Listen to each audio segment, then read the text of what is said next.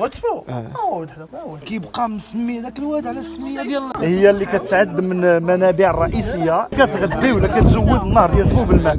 ولكن نهر سابو راه عنده روافد متعدده، راه من هنا تلقى كاين روافد، يعني هنا كنقولوا واد زلود، هذاك واد المعاصير اللي كيمشي هذاك المره، ولا عدد ديال الوديان كيخويو هنا في نفس النهر اللي هو الشرايين الرئيسي. ولكن يعني الوديان الاخرين اللي كيخويو فيه حتى هما بحال محسوبين على واد سبو. ضروري دابا غير تحوفوا لهناك واحد المده شويه، تسيبوا الواد ما تتبعوش، رجعوا عقبه او سيروا للقنطره الهف قنطره معضله وقنيطره وهذه واعره. لا معضله وقنيطره هيا انوار كيدير واحد المجهودات كبيره بصح الشكر ماشي ليه المدام ديالو. البلاصه قصبه القصبه وهذا الكهف وهاد القصبه والكهف لا ما عندوش سميه، ما عندوش السميه الكهف ديال القصبه. غير القصبه هو.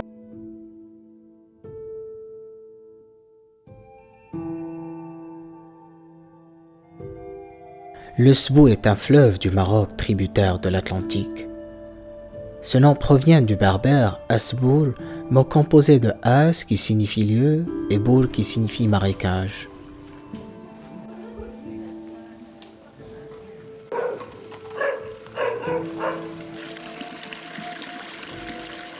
L'auteur romain Pline l'Ancien le nomme sous le nom Sobour. Selon lui, le Sbou était magnifique et navigable, et des études portant sur la navigabilité du fleuve avaient d'ailleurs été effectuées au début de la colonisation française.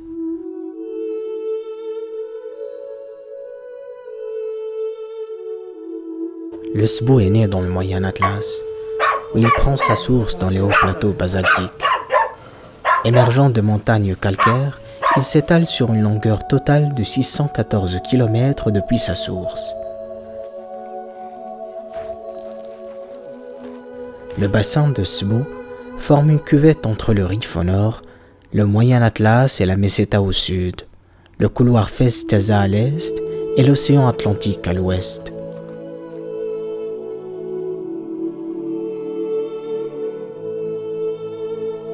Son cours est très tortueux et sa largeur ainsi que sa profondeur sont assez considérables.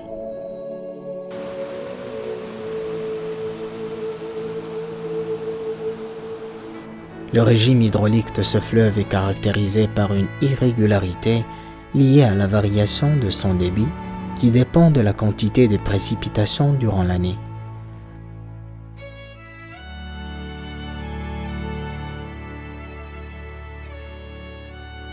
À peine d'entrer dans la plaine du Gharb, le Sbou reçoit l'Ouargha, fleuve issu du Rif, dont l'essentiel du substratum est constitué de roches tendres. Ensuite, le Sbou traverse le Gharb sur 250 km, où il reçoit encore l'Oued Bet et l'Oued Rdoum au sud, dessinant plusieurs méandres. Il finit par se jeter dans l'océan Atlantique à Média.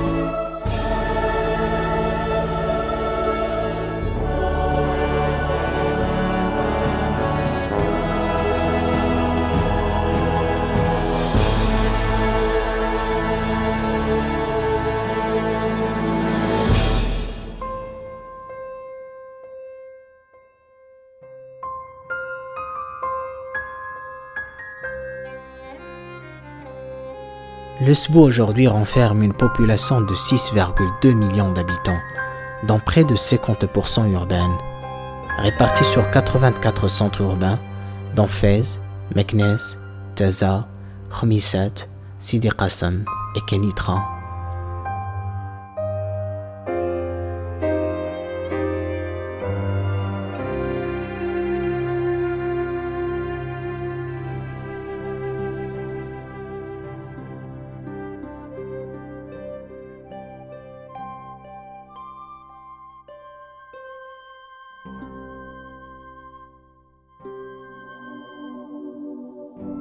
L'Ouedsbou est considéré comme le château d'eau du Maroc car il est l'un des plus importants bassins hydrauliques du royaume avec des activités agricoles importantes sur plus de 1,8 million d'hectares, dont 357 000 hectares irrigués. Outre l'industrie agroalimentaire constituée de l'huile d'olive, 60% de la production nationale et du sucre, 50%.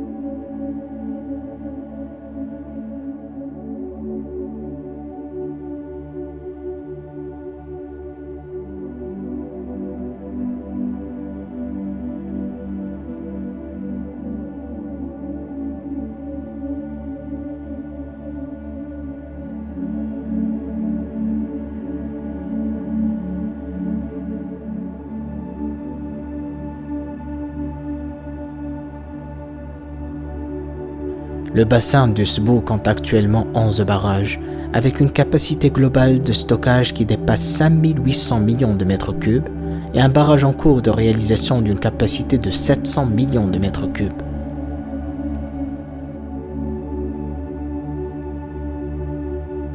L'amélioration de l'offre en eau à travers la construction de barrages est l'un des axes majeurs du plan d'aménagement intégré des ressources en eau du gouvernement marocain.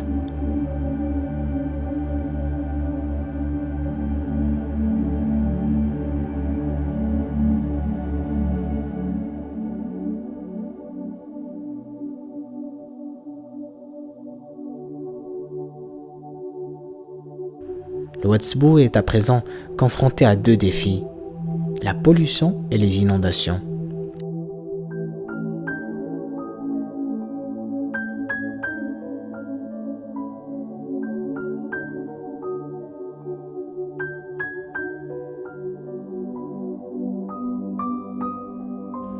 Ce n'est que près de son embouchure sur l'Atlantique que le Sbou devient calme et placide. Près de Fès, cependant, les inondations du Sbou représentent un problème important. Aggravé plus tard par de grands débordements printaniers occasionnés par la pluie et la fonte des neiges dans le Rif.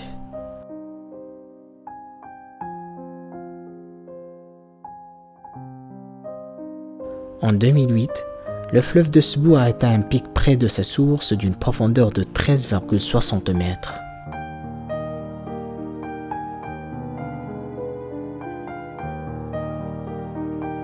Mais si les inondations semblent un défi naturel, la pollution ne l'est pas. L'humain en est au centre de l'erreur.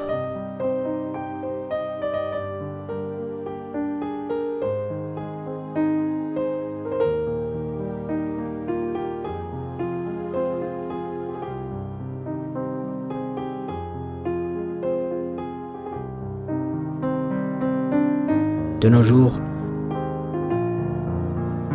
le Sbou souffre de la pollution.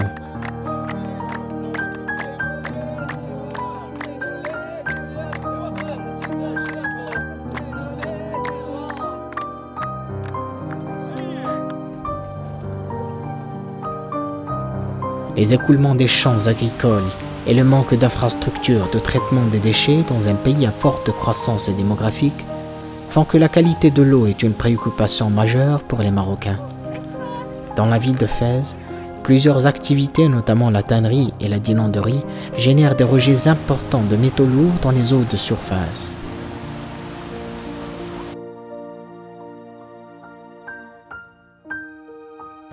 Ces rejets le long du fleuve ne font qu'aggraver le problème de qualité d'eau auquel le gouvernement marocain fait face le long du Sbou et d'autres cours d'eau du pays.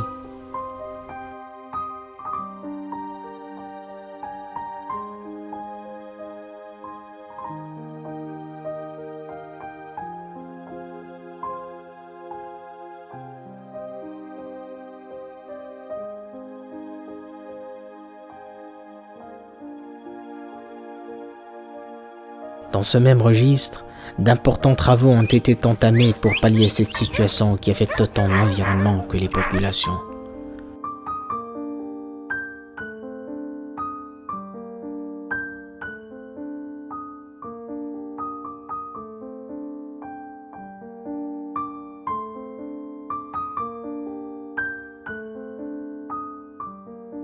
À Sidi Qassam, ville de 78 000 habitants, produisant 65 tonnes de déchets ménagers par jour, une station d'épuration vient d'être construite pour un coût global de 70 millions de dirhams. Elle permet de traiter les eaux avant le rejet dans l'Ouatzbo.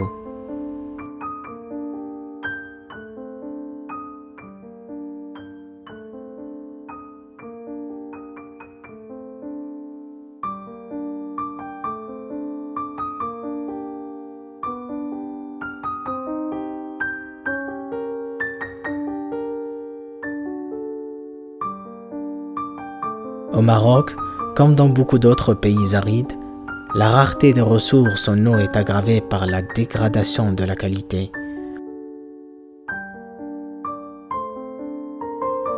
Le bassin de Sbou en est un exemple frappant.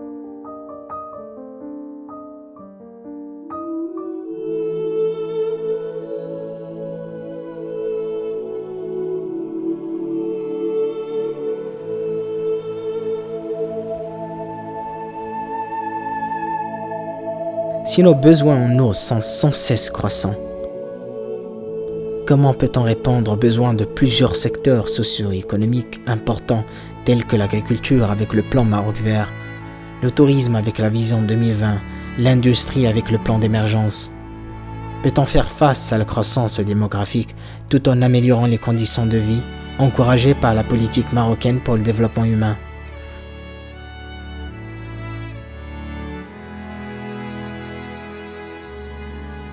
Tous ces plans seront compromis si l'on ne valorise pas correctement les ressources hydriques du royaume.